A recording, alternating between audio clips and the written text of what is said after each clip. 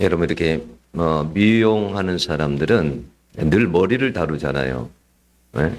그러다 보니까 거리를 다니면서도 미용사의 눈에는 뭐가 보일까요? 머리만 보이는 거예요. 매일 머리하고 다니고 이러니까 미용사의 눈에는 머리만 보이는 거예요. 여러분, 저는 가끔 이제 한번 이렇게 당구는 한 번도 쳐본 적이 없는데 당구 치는 사람들 말에 의하면 그래요. 당구에 처음에 이렇게 푹 빠지게 되면 딱 누워 있어도 천장에 당구공이 보이고 당구공이 굴러다닌답니다. 당구공이. 여러분 근데 그 말이 맞습니다. 여러분 운동장에도 어렸을 때도 보면 그래요. 운동장에도 수많은 아이들이 있어도 그 부모의 눈에는 자기 자식만 보이는 거예요. 내 자식이 어디 있나. 많은 아이들은 여러분 안 보여요. 내 자식만 보여요. 여러분 근데 머리학과 미용사나 당구 치는 사람이나 그 운동장에서 밖에서 그 보는 부모나 공통점이 뭔지 아세요? 그것은 사랑이라는 거예요. 여러분 무엇을 사랑하면 거기에 완전히 빠지게 돼 있어요. 그래요, 안 그래요? 무엇을 사랑하면 빠져요. 여러분 아가서 혹시 읽어보셨어요? 아가서 읽어보면 오직 솔로몬의 눈에는 누구만 보이는 거예요? 술람미 여인만 보이는 거예요. 그 햇빛에 다 타가지고 그 뭐 얼굴도 까맣고 시골 처녀 별 볼 일 없을 것 같은데 솔로몬의 눈에는 술람미 여인만 보여요. 그래서 여러분 아가서 2장 2절에 보면 이렇게 고백하잖아요. 뭐라고 나옵니까? 여자들 중에 내 사랑은 가시나무 가운데 백합화 같구나. 다른 사람들은 다 가시나무로 보이는 거야. 저것들은 다 가시나무. 오직 내가 사랑하는 그 사람은 가시나무 가운데 백합화처럼 보인다라는 거예요. 여러분 그러니까 우리가 감사해야 될 게 뭐냐면 하나님이 우리를 그렇게 본다는 거예요. 하나님이. 우리는 보잘것없는 것 같은데 하나님이 우리의 사랑에 빠져가지고 우리에게 늘 우리를 그렇게 보신다라는 거예요. 여러분 예수를 사랑하면 예수만 보이는 것이 정상입니다. 그 비정상 아니에요. 정상이에요. 여러분 15절에 새롭게 지으심을 받은 자라고 되어 있잖아요. 이게 헬라어로 새롭게라는 말, 카이네, 지으심을 받은 자, 이게 크티시스라는 말이에요. 근데 이게 그러니까 새롭게 창조했다는 말인데, 여러분, 그 새롭게 창조되면 어떻게 달라지냐면, 이미 하나님께 우리를 창조했잖아요. 그잖아요. 그런데도, 여러분, 우리를 갖다가 하나님께서 새롭게 이렇게 빚으시면, 창조하시면, 어떤 역사가 있냐면 모든 것이 이전과 다르게 보입니다.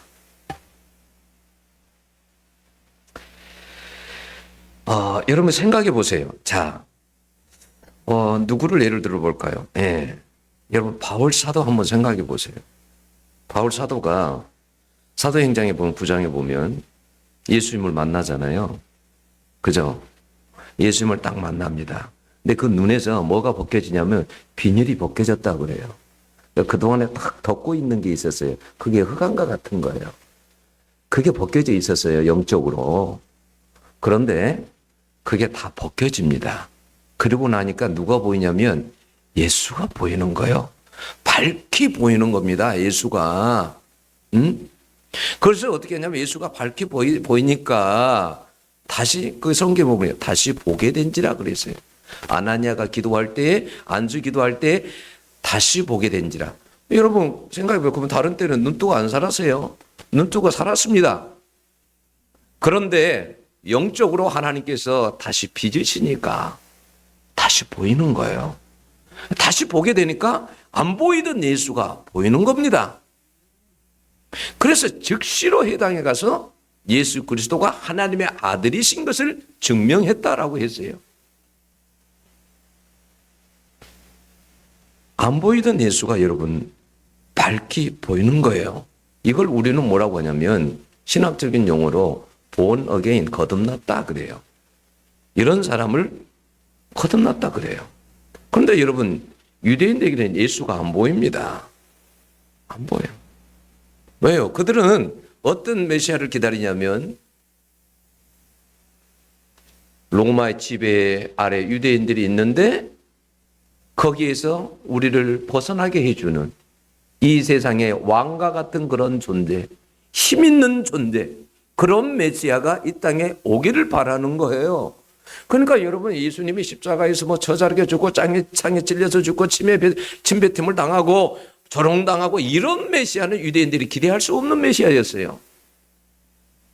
그렇기 때문에 여러분 예수를 못 보는 거예요. 그런 메시아를 상상도 해본 적이 없어요. 유대인들은. 그들의 눈에는 예수가 안 보여요. 왜요? 여러분 거듭나지 않았기 때문에 그래요. 그래서 그들은 여러분 그들이 자랑하는 것이 뭡니까? 할례를 자랑해요. 할례. 여러분 유대인들은 내가 하나님의 백성이 되었다라는 네 가지의 증거가 있어요. 그게 뭐냐면 하나님께 자기들에게 없었던 땅을 주셨다라는 거예요. 우리들은 다른 사람이 가지고 있지 않는 성전이 있다라는 거예요. 우리들은 뭐냐면 자랑스럽게 우리는 다윗의 왕조라는 거예요. 네 번째는 뭐냐면 할례라는 거예요. 그런데 여러분 유대인들이 전쟁이 일어나고 포로로 잡혀갈 때 앞에 세 개는 다 없어진 거예요. 네? 성전도 없어지고 땅도 없어지고 다윗 왕조도 무너지고 딱 하나 남은 게 뭐예요? 할례. 그러니까 여기에 목숨을 매는 거예요. 이게 그렇게 유대인들에게는 그래서 중요한 거예요. 그게 그래서 그들에게는 자랑인 거예요. 할례 받았다라는 것이. 여러분 그런데 여러분 15절에 바울은 뭐라고 합니까? 할례나 무할례가 아무것도 아니로되 그래요. 그들이 그렇게 자랑하는 유대인들이 자랑하는 할례를 아무것도 아니라는 거예요. 그건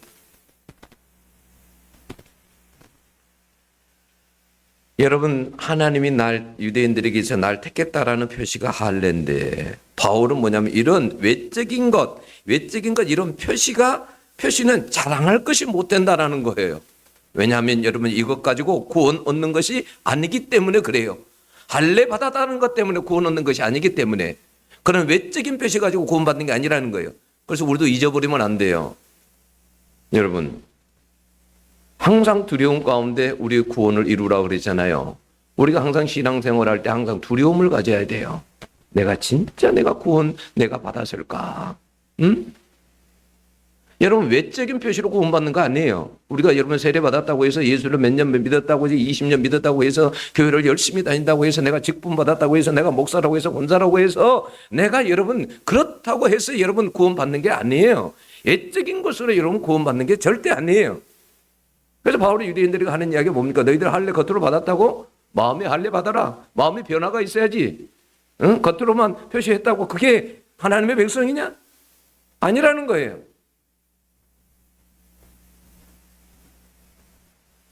여러분 우리가 오직 자랑해야 될 것은 뭐냐면 예수밖에 없는 거예요. 여러분 전도서 솔로몬이 나오죠. 솔로몬이 여러분 얼마나 자랑할 것이 많습니까? 그 나라의 영화와 그가 가진 지식과 그가 가진 지혜. 여러분 이게 얼마나 대단했습니까? 여러분 그게 여러분 저 멀리 스바 여왕까지도 들렸다고 그러잖아요. 기회. 그래서 여러분 스바 여왕이 여러분 솔로몬을 한번 만나야 되겠다. 내가 도대체 그 왕국이 어떤 왕국인지 그가 가진 지혜와 지식이 어떤 지식인지 지혜인지 내가 한번 꼭 가서 만나야 되겠다. 그래서 마음 먹고요. 어느 날은 솔로몬을 찾아옵니다. 여러분 열왕기상 10장 10절로 이렇게 되겠어요. 그가 금 120달란트와 심히 많은 향품과 보석을 왕에게 드렸으니 응? 여러분 스바 여왕이 찾아올 때요. 여러분 금 120달란트를 가져왔다면 이거 여러분들 얼마 정도 이게 계산이 안 되잖아요.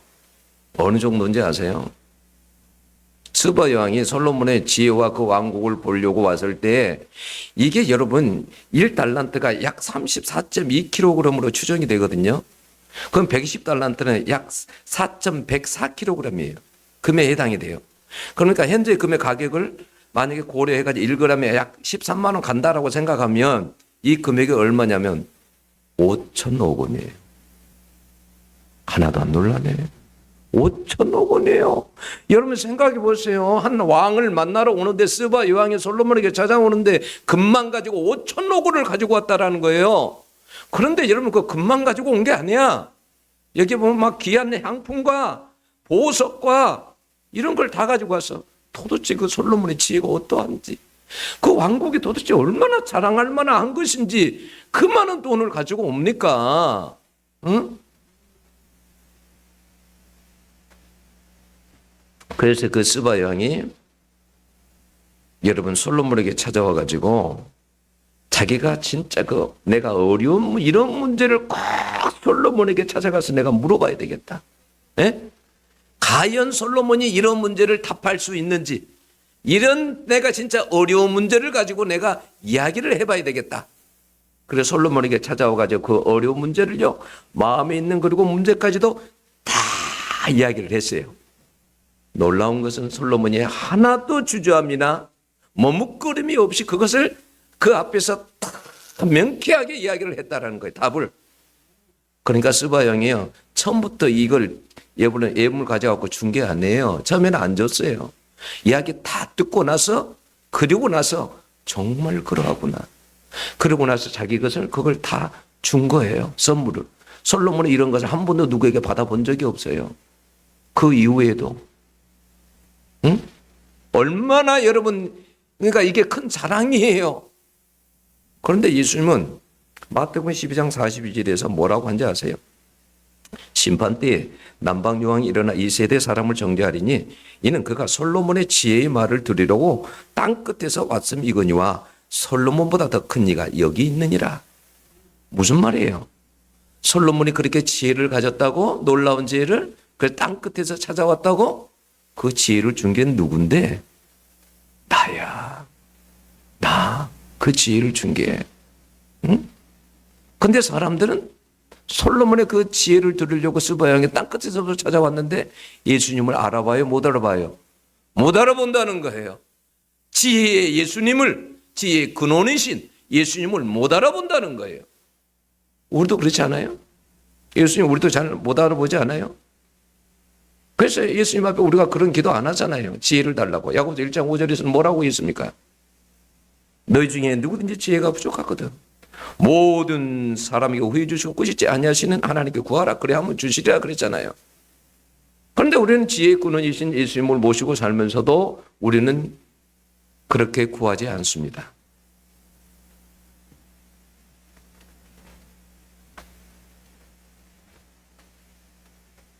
여러분, 그러니까 우리는 뭐냐면 그 지혜조차도 하나님께로부터 왔기 때문에 우리가 여러분 자랑할 것은 솔로몬이 아니고 하나님이시라는 거예요. 오직 우리에게 온 모든 것들이 누구에게서부터 왔어요? 하나님에게서부터 왔어요. 이 세상의 모든 것들이 다 하나님께서 만드셔서 하나님께로부터 왔어요. 내가 자랑할 것이 없어요. 응? 내가 똑똑하다고요? 그 똑똑함이 어디서 왔는데요? 그 근원이 어딘데요? 내가 능력이 있다고요? 재능이 있다고? 그게 도대체 근원이 어딘데요? 자랑할 것은 우리는 하나님밖에 없어요. 예수 그리스도밖에 없는 겁니다.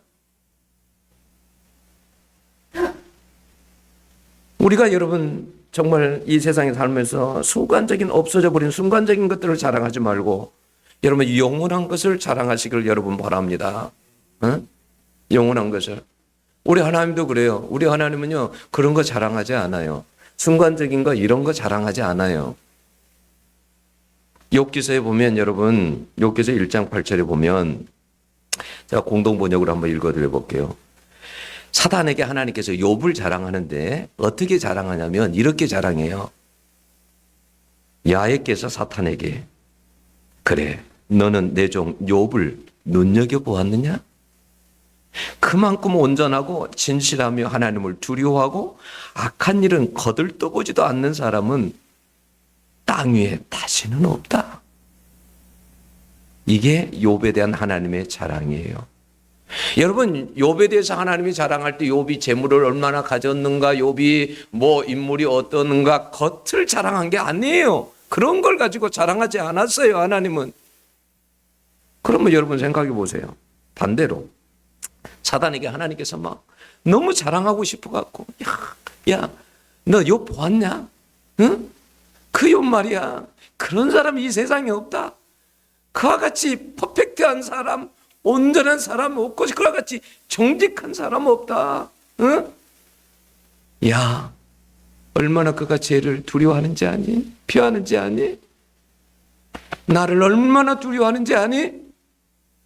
그런 사람은 이 세상에 아무도 없어. 욥을 자랑하는 거예요. 그럼 여러분, 하나님은 우리를 자랑할 때 뭘 자랑할까요? 쟤는 부자야. 쟤는 인물이 끝내줘. 쟤는 엄청난 힘을 가졌어. 권력을 가졌어. 그런 걸 자랑할까요? 그런 거 자랑하지 않아요. 그러면 여러분, 우리도 하나님은 우리를 보실 때 하나님이 욥을 막 자랑한 것처럼 우리를 보면 자랑할 게 있어야 되잖아요. 그렇잖아요? 우리는 하나님 자랑할 게 너무 많습니다. 근데 여러분, 하나님이 여러분을 보실 때 자랑할 게 있어야 되잖아요. 하나님, 저 인물 괜찮죠? 저 얼굴, 눈 끝내주죠? 이런 걸 자랑하겠습니까? 여러분, 하나님은 우리 뭘 자랑할까? 여러분, 사단에게 다 자랑했던 것들은 거의요, 하나님의 품성입니다. 성품이에요. 성품. 이런 걸 가지고 여러분, 하나님을 자랑합니다. 여러분 가운데 정말 하나님의 만약 품성이 있다고 생각해 보세요. 하나님을 닮은 그런 그 정직함과 그 사랑과 그 거짓 없고 그런 온유함과 하나님의 그 자비함과 그런 성품들이 여러분 속에 가득하다고 한번 생각해 보세요. 그러면 하나님은 어떻게 할까요? 자랑하지 않겠어요? 여러분 정말 주님을 위해서 여러분 핍박을 받고 고난을 받고 어떤 어려움 속에서도 그걸 이겨내고 참고, 그러면 하나님께 자랑이 되지 않겠어요? 어떤 한 생명을 놓고도 그 생명을 놓고 눈물로 기도하고 그 생명에게 어떻게 해서든 이게 생명을 하나님께 인도하려고 그런 모습을 보고 하나님이 자랑하지 않겠냐는 거예요. 응? 여러분, 하나님 앞에서 하나님께서 자랑할 것이 있는 여러분들이 되시기를 원합니다.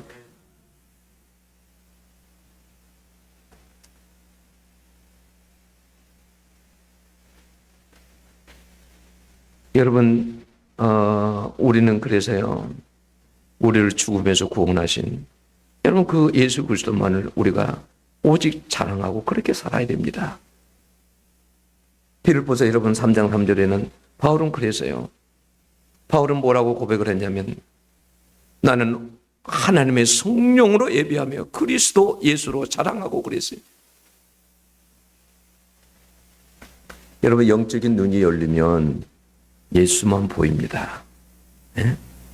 영적인 눈이 열리면 예수가 보여요. 영적인 눈이 열리면요, 거듭난 사람은요, 그래서 세상도요 다 예수의 눈으로 보입니다. 세상 거 하나 봐도요, 꽃을 봐도 세상 눈으로 보지 아니하고 예수의 눈으로 바라봅니다. 야, 예수님이 참 이 꽃 하나도 이렇게 아름답게 만들었구나. 응? 여러분, 역사를 봐도 예수의 눈으로 역사를 봅니다. 세상의 그러한 역사를 세상의 눈으로 역사를 보는 게 아니라 예수의 눈으로 역사를 봐요. 하나의 동물을 봐도 다 예수의 눈으로 보는 거예요. 네? 그게 그리스도인의 그래서 세계관이라고 하는 거예요. 그리스도의 눈으로 세계를 보는 거예요. 이런 마태복음 17장 여러분 잘 아시죠? 예수님의 제자들과 함께 어디에 올라가세요? 변화산에 올라가세요. 거기에 보니까 모세와 엘리야와 나타나 예수님하고 이야기를 하는 그 모습을, 천상의 광경을 본 거예요. 제자들이. 그래서 너무 좋아서 그곳이, 주님, 우리가 이곳에다가 그 높은 곳에다가 고지대에다가 집을 짓고 여기에다가 살았으면 좋겠습니다. 하나는 주를 위하여, 하나는 모세를 위하여, 하나는 엘리야를 위하여 집을 짓고 살았으면 좋겠습니다. 그러면 세 사람만 집을 지으면, 세 분만 집을 지으면 자기들은 어디다 집을 짓고 산다는 거예요? 집 세 개만 지으면. 응? 자기들도 살아야 될 텐데. 그 말은 무슨 말이에요? 우리는 집 없어도 돼요. 주님만 있으면 돼요. 주님만 우리 옆에 있으면 돼요. 그 말 아니에요? 왜냐면 예수 거기서 17장 8절을 보면 그들의 눈에는요, 예수 외에는 아무도 보이지 않더라 그랬어요. 예수님만 보이는 거예요. 여러분, 그 시편 84편 10절에 보면 그러잖아요. 주의 성전에서 보내는 하루가 다른 곳에서 첫날을 지내는 것보다 낫습니다. 무슨 소리 하는 거예요? 주의 성전에서 예배하고 기도하고 이렇게 하나님 임재 가운데 보내는 것이 세상에서 첫날보다 정말 낫습니까? 여러분 세상에 가보세요. 다른 곳에 얼마나 좋은 곳이 많은데, 하이도 있고 여러분 어디 좋은 곳이 감도 있고 어디도 있고 얼마나 좋은 데가 많은데, 왜 다른 곳보다 여러분 성전에서 있는 것이 여러분 다른 곳에보다 있는 것보다 첫날을 지내는 것보다 성전에서 있는 하루가 더 낫다고 하는 거예요. 하나님을 만났기 때문에 하나님만 보여서 그러는 거예요. 예수 믿는 사람은 주일날 교회 오는 것이 즐겁습니다. 그게 나를 피곤하게 하는 게 아니에요. 즐거운 거예요. 응? 또 그러잖아요. 그러므로 내가 악인들의 집에 사는 것보다 내 하나님의 집에 문지기로 있는 것이 좋습니다. 무슨 말이에요? 악인들의 집에 얼마나 잘 해놓고 사는데, 응? 얼마나 잘 꾸며놓고 여러분 그렇게 멋있게 여러분 해서 사는데, 그 집에 사는 것보다 문지기로 사는 것이 좋다고요? 하나님의? 그게 하나님 만난 사람이에요. 하나님 만난 사람은요, 교회 와서요, 아무리 허드렛 일을 해도요, 즐거운 것입니다. 화장실 청소해도 즐겁고요, 어떤 일을 해도 즐거운 거예요. 그게, 그게 하나님만 여러분 보이는 사람이에요. 여러분, 바울은 예수 믿기 전과 후가 완전히 달랐습니다. 왜 그렇게 달라질 수 여러분 있었을까요? 여러분 14절에 있잖아요. 14절을 제가 킹제임스 버전의 앞부분만 좀 읽어드려 볼게요. 왜 바울이 그렇게 달라질 수 있었나? 킹제임스 버전은 그렇게 나와요. But God forbid that I should glory 그랬어요. 이 말은 무슨 말이냐면 forbid라는 단어가 금지시켰다는 단어예요. 하나님이 영광을 돌릴 수 있는 것을 금지시켰다. 어디로요? 세상에 영광 돌리는 것을 금지시켰다라는 거예요. 이 말은 무슨 말이에요? 그러니까 이 말은 이런 말이에요. 야, 너 이제 예수 믿었잖아. 너 이제 나만 보이잖아. 그러니까 이제 너는 세상 보지 말고 나만 보고 살아. 응? 나만 보고 살아. 너가 예수 믿을 때부터 세상을 보지 못하도록 내가 다 금지시켰어. 다. 그러니까 이제는 세상 것 보지 마. 여러분, 이스라엘 백성들을 광야에서 하나님께서 훈련시킬 때 무슨 훈련시킨 거예요? 하나님만 바라보는 훈련시킨 거예요. 여러분, 구름기둥이 아무리 떠가다가도 탁 멈추면 어떻게 해야 돼요? 멈춰야 돼요. 출발하면 가야 돼요. 불기둥이 여러분 출발하면 가야 돼요. 멈추면 멈춰야 돼요. 그 훈련을 시킨 거예요. 하나님만 보고 살 수 있도록. 그런데 여러분 어떻게 해요? 나중에 가나안에 들어가고 그랬을 때 이스라엘이 실패합니다. 왜요? 하나님만 보고 살지 않았기 때문에 실패한 거예요.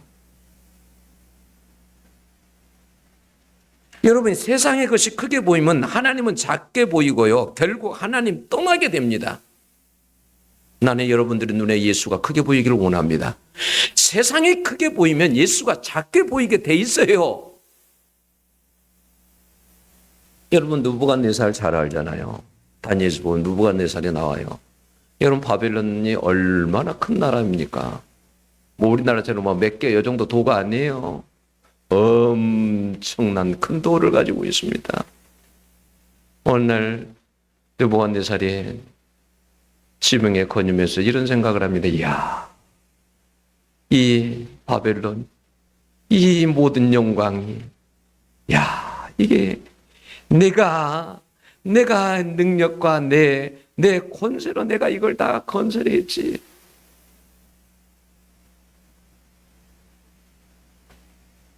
내가 이렇게 이루어 놓는 이 유언과 영광을 좀 봐라. 그때 하나님의 음성이 들립니다. 너가 했다고? 너가 했다고? 이게 너가 한 거야? 그래서요, 느부갓네살이 그때부터요, 비참한 상황에 하나님께서 비참한 상황을 끌어내려 버립니다.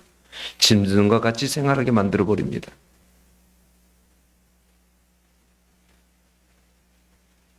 느부갓네살은요, 하나님의 눈에 보이지가 않았어요. 왜냐하면 자기 자신이 너무 크니까, 자기가 대단한 존재라고 생각했으니까, 세상에 제일인 사람으로 생각했으니 하나님이 보이겠습니까?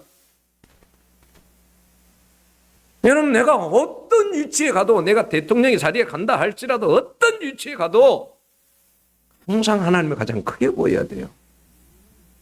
그래야 내가 작게 보이는 거예요. 내가 작을 때 하나님이 크게 보이는 거예요. 느부갓네살이 그렇게 짐승처럼 되어가지고 바닥에 갔을 때 그때 하나님이 보이는 거예요. 그때야. 응? 내 자신이 한없이 낮아져야 하나님이 보이고 예수님도 보이는 거예요.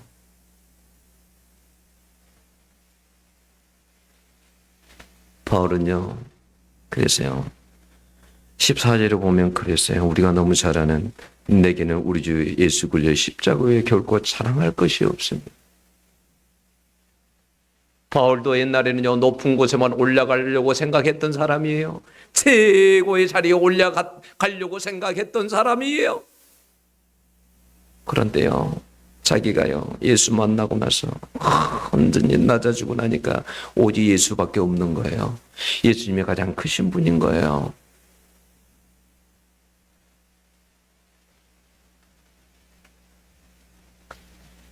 그래서 바울은 오직 예수를 자랑하고 십자가를 자랑합니다.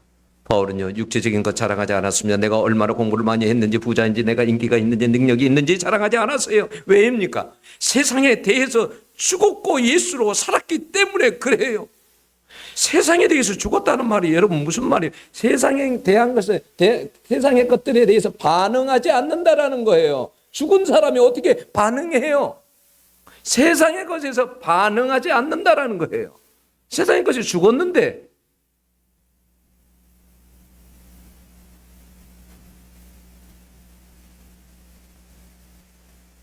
이제는 예수 만나고 나서 세상이 안 보이고 예수만 보인다는 거예요. 그래서 빌립보서 3장 8절 보면 뭐라고 그러세요? 세상 것 다 잃어버리고 배설물처럼 여기고 버리고 여러분 똥처럼 여겼다라고 했어요.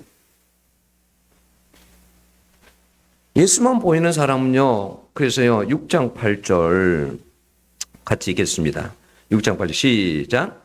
자기의 육체를 위하여 심는 자는 육체로부터 썩어질 것을 거두고 성령을 위하여 심는 자는 성령으로부터 영생을 거두리라. 이 말이 무슨 말이에요? 육체를 위해서, 자기 자신의 육체를 위해서 살아가는 사람들은 결국은 썩어질 것을 거두게 된다. 그러나 성령이 기뻐하는 것을 위해서 사는 사람들은 결국은 영생을 거둔다라는 말이에요.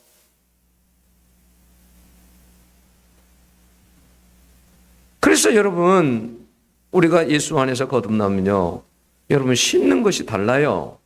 여러분 투자하는 것이 달라요. 똑같은 돈을 가져도요, 돈 사용하는 것이 여러분 다릅니다. 나 자신을 위해서 먹고 잘 살고 큰 집을 짓고 여러분 자가용을 굴리고 여러분 큰 빌딩 짓고 내가 여러분 누리고 살고 이게 아니라 하나님 나라를 위해서, 여러분 예수를 위해서 사용하는 거예요. 여러분 똑같은 주어진 시간도요, 세상 사람들하고 사용하는 것이 달라요. 우리는 그 시간을요, 영혼 구원하는데 하나님께 예배하는데, 기도하는데, 거룩하게 사는데 시간을 보내는 거예요. 여러분 생각해보면 그러면 세상 사람들하고 우리하고 뭐가 다릅니까? 여러분 시간도 똑같이 보내요. 맨날 먹고 마시고 자고 똑같아요. 일하고. 뭐가 다릅니까? 똑같잖아요. 그렇잖아요.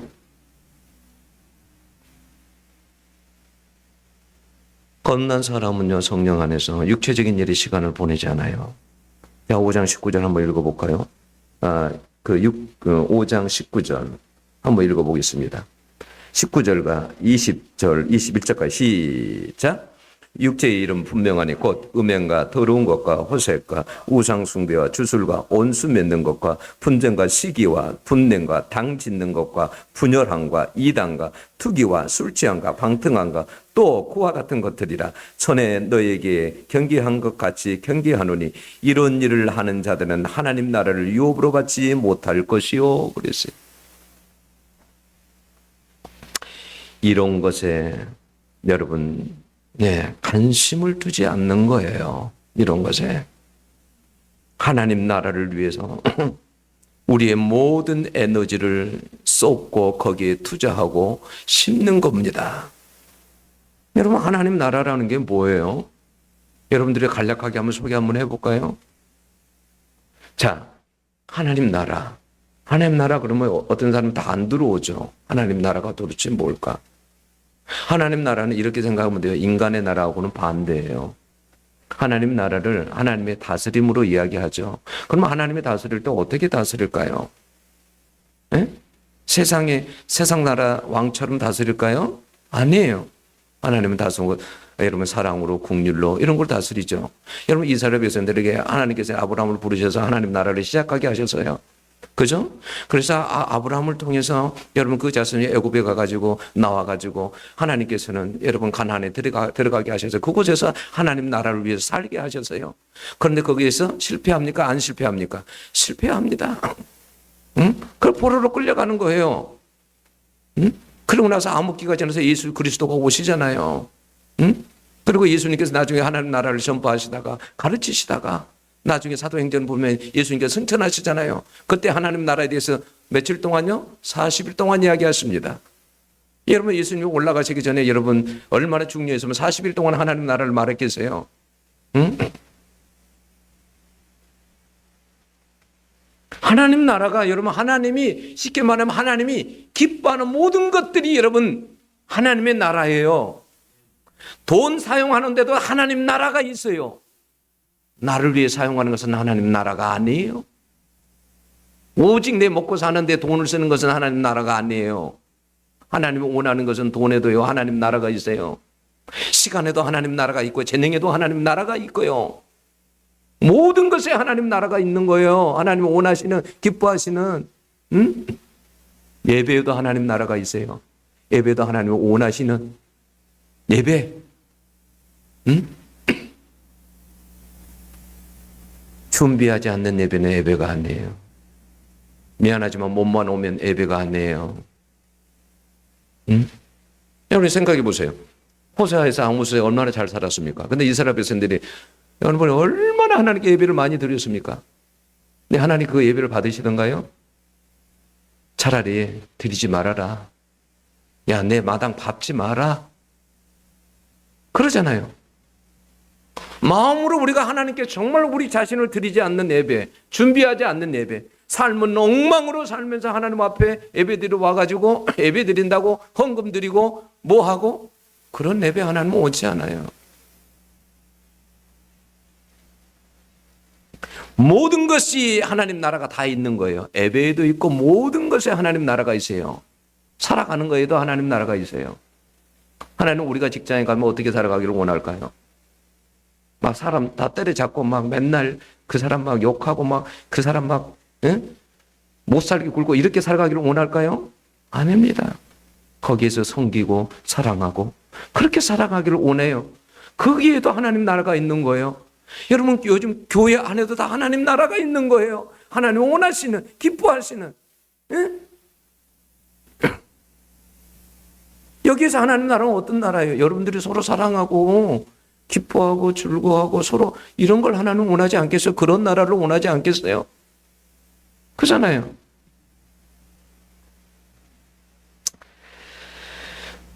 이제는 우리가 정말 여러분 그래서 예수를 위해서 복음을 위해서 신고 살아야 되는 거예요. 남은 인생을. 이제는 육체적인 욕망을 위해서 여러분 살아가는 것이 아니에요. 성령 기뻐하시는 일을 하며 우리가 살아가야 되는 거예요. 그래야 여러분 영원한 생명을 얻어요. 여러분 그러나 세상 것을 자랑하고 세상을 위해서 살면서 내 육체만을 위해서 살아간다면 이 세상의 것에 열매가 맺힙니다. 그 열매 결과를 8절에서 뭐라고 하냐면 썩어진 것이라고 말합니다. 여러분들의 관심을 가지고 지금 살아가는 그 세상에 마음을 두고 살아가는 그 모든 것들을 하나님은 뭐라고 하냐면 야 그것은 썩어진 것들이야. 영어의 다른 번역들이 보면 다 뭐냐면 멸망받을 것들이야. 멸망할 것들이라는 거예요. 그것은 끝내는 망하는 것들이라는 거예요. 썩어진 것들이라는 거예요. 그런데 우리는 온통 거기에 마음이 가 있잖아요. 그것을 위해서 살아가잖아요. 그것만을 붙잡고. 여러분 우리는 사는 게 달라야 돼요. 아까 이야기했잖아요. 우리가 만약 먹고 마시고 일하고 여러분 이게 세상 사람들 우리하고 똑같잖아요. 그럼 우리가 세상 사람들 뭐가 다릅니까? 세상 사람들이 귀하고 가치 있게 여기는 것들이 있잖아요. 전부 다. 그럼 우리가 그걸 가치 있게 여기고 살아간다고 우리는 세상 사람 뭐가 다릅니까?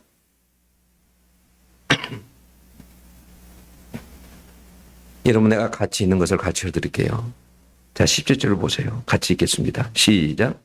이후로는 누구든지 나를 괴롭게 하지 말라. 내가 내 몸에 예수의 흔적을 지니고 있노라. 자 여러분 내 몸에 예수의 흔적을 가졌다. 내 몸에 이거 흔적은 복수예요. 흔적들이에요. 근데 이게 헬라어로 흔적이란 말이 스티그마타라는 말인데 헬라적 문헌에서는 노예의 몸에 찍힌 낙인을 이야기하는 거예요. 응? 옛날에 노예는 낙인을 찍혔어. 몸에다가. 근데 노예들이 잘 도망가. 옷을 입으면 안 보이잖아요. 그래서 나중에 보이는 데다 찍어버려. 이마에다 찍든지 얼굴에다 찍든지 그냥 찍어버려. 이제는 얘는 도망가다가 들켰구나. 도망간 노예구나. 그럼 누가 살까요? 안 살까요? 아무도 안 사. 근데 바울은 뭐라고 하냐면 마치 노예들 몸에 찍힌 흔적처럼 나도 내 몸에 예수의 흔적이 다 찍혀 있다라는 거예요. 응? 바울은 빌립보서 1장에서 자기 자신을 소개할 때 예수 그리스도의 종이라고 말합니다. 바울은 예수 그리스도가 노예가 되어서 복음을 위해서 살면서 수많은 상처들이 그의 몸에 있었습니다. 여러분 고린도후서 11장 23절에 28절 제가 한번 잠깐 읽어드려 볼게요. 한번 들어보세요. 어떤 흔적을 가졌나?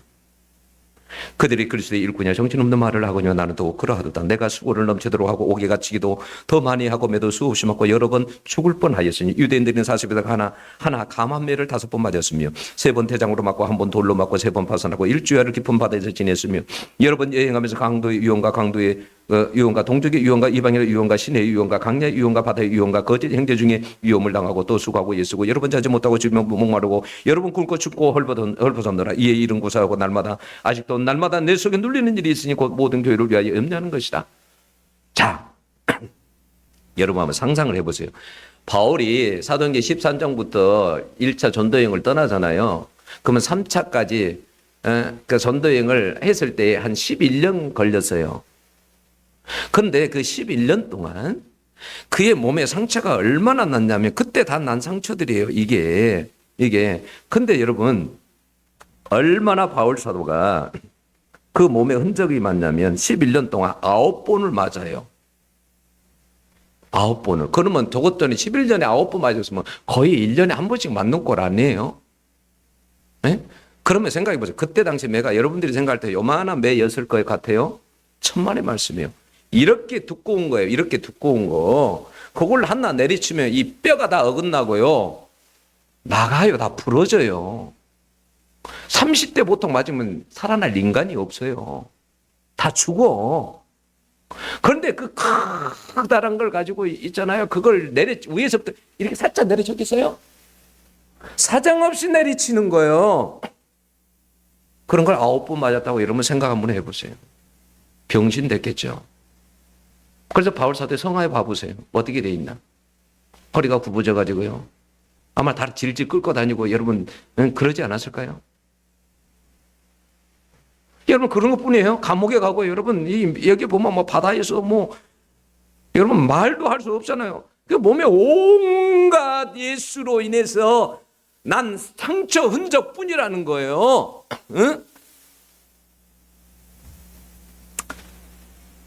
여러분 우리가 이런 것을 여러분 한번 생각해 보면 우리는 바울 사도를 보면 너무 불쌍합니다. 왜 그렇게 살까? 그런데 여러분 예수님 볼 때는 바울 사도가 얼마나 자랑스러웠을까요? 자기를 위해서 복음을 전하고 그 모든 고난을 견뎌내면서 그 맞아가는 죽어가면서도 맞아가면서 그 매를 맞아가면서 그럴 때에 우리 주님이 어떠했을까요? 여러분 스데반이 죽는 장면 기억나세요? 스데반이 죽어갈 때 우리 주님이 보좌에서 일어나셨다고 그러잖아요. 그 장면을 보면서 주님이 벌떡 일어나셨습니다. 앉아있는 게 아니라 벌떡 일어나셨어요. 내 종 스데반이 돌에 말해 죽구나. 스데반아 조금만 참아라. 조금만 참으면 내 품에 온다. 조금만 참아라. 응? 조금만 참아라. 여러분들 몸에 예수의 흔적이 있습니까? 지금까지 살면서 60을 살고 70을 살면서 여러분들 몸에는 진짜 예수 그리스도의 흔적이 있냐고. 내 몸에 예수 그리스도의 예수 그리스도에 살았다는 흔적이 있냐 그 말이에요.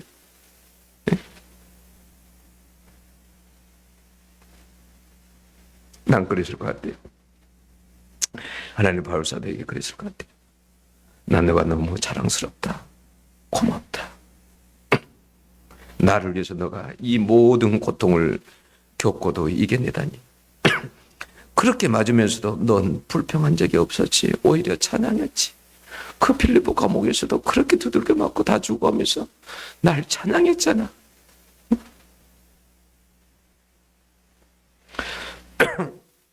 나만 보고 살아줘서 고맙다 바울아. 그러지 않았을까? 여러분 이제 여러분 육체만을 위해서 하는 것을 스탑하세요. 이제 멈추세요. 주님을 위해서 좀 사세요. 주님을 위해서.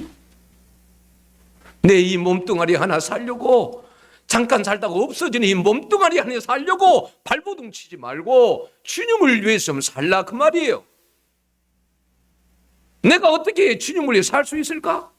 어떻게 하면 내가 주님의 자랑이 될 수 있을까? 우리 주님은 우리를 위해서 우리밖에 안 보여서 십자가에서 응? 여러분 이 세상에서 우리를 위해서 죽는 사람이 있습니까? 여러분 자식 중에 여러분들을 위해서 죽는 사람이 있습니까? 이 세상 사람들 중에 여러분들을 위해서 죽는 사람이 있습니까? 그런데 왜 예배를 그렇게 드리십니까? 여러분 달라져야 합니다. 이제는 여러분 자신을 기꺼이 여러분 하나님 앞에 드리세요. 아깝다 하지 말고 봉사하시고 아깝다 하지 말고 전도하고 주를 위해 봉사하세요. 그 몸뚱아리 하나 피하지 말고 이 바울을 한번 상상을 해보세요.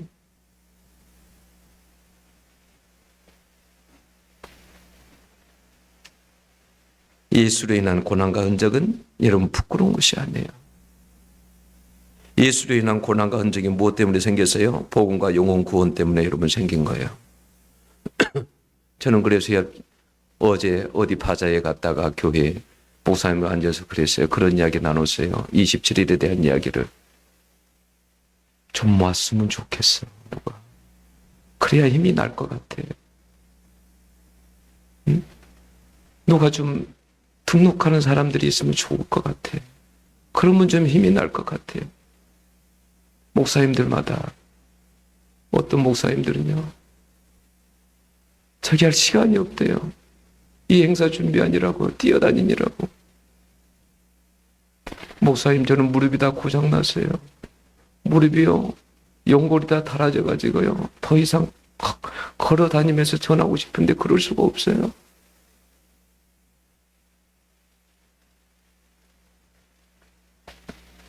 여러분 한 주가 남았어요. 그리고 그 다음 날이 여러분 추수감사 주일이에요. 여러분 온 힘을 쏟으세요. 그래서 어떻게 해서든지 영혼들을 하나님 앞으로 인도하세요. 한 주 동안 예수님 자랑하면서 영혼을 출종할 수 있기를 바랍니다. 여러분 예수 외에는 다른 복이 없어요. 아침에도 내가 어떠한 사람에게 다가가서 예수 믿으시라고 이거 주려고 했더니 얼굴이 사납더라고요. 나 불교 믿어요. 예수 외에는 다른 복이 없어요. 예수 외에는. 여러분 우리는 하늘의 시민권을 가진 사람이지 이 땅의 시민권을 가진 사람만이 아니에요. 우리는 이 땅의 시민권 플러스 하늘의 시민권을 가지고 산 사람이기 때문에 하늘을 위해서 살아야지 이 땅을 위해서 살면 여러분 안 돼요.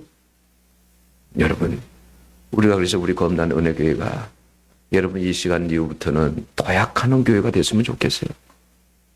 제가 수요일날 오신 분들에게 그런 이야기 했죠. 이곳에다가 큰 곰 인형들을 하나 살아놓고 싶다고 빈자리에다가 네? 이 비어있는 자리에다가 곰 인형들을 하나씩 탁 놔두고 싶다고. 그래야 곰들이라도 보고 좀 설교를 할 것 같아. 네? 곰이라도 좀 보고. 청년들도 얼마나 고마워요. 우리 교회 같은 청년들이 없다 그랬죠. 근데 청년들도 여러분 언제 기도하십니까? 금요일날도 나오세요. 옛날에는 잘 나왔는데 요즘은 안 나오세요. 금요일날 나와서 청년들도 기도하세요. 옛날처럼 다시 마음을 다시 다잡고 금요일날도 나와서 예배하고. 여러분 수요일날이 여러분 어른들만 왜 있는 것도 아니에요. 수요일날도 시간 되면 다 교회로 오세요. 누가 되든. 그게 교회를 살리는 길이고 하나님 나라를 위한 길이에요. 응? 금요일 날이 됐든 수요일 날이 됐든 달려보세요. 목사는 애가 탑니다. 조마조마하고 항상. 응? 여러분들 그거 아세요? 혹시 목사의 마음이 속에서 타는지? 정문아, 내가 정문이 얼마나 사랑한지 알아? 네 안 나오는 교회 동안에 내가 얼마나 애가 타고 속이 타고 내가 문드러진지 알아? 하나님 앞에 내가 넣어놓고 얼마나 기도한지 알아? 응? 절대 주일 빼먹으면 안 돼, 정문아. 알았지? 일을 잡아도 절대 주일날 잡지 마. 우리 교회 청년들은. 그게 하나님이 사랑하는 거야. 여러분, 예수 외에는 다른 복이 없어요. 기억하시길 바라요. 우리 기도하겠습니다.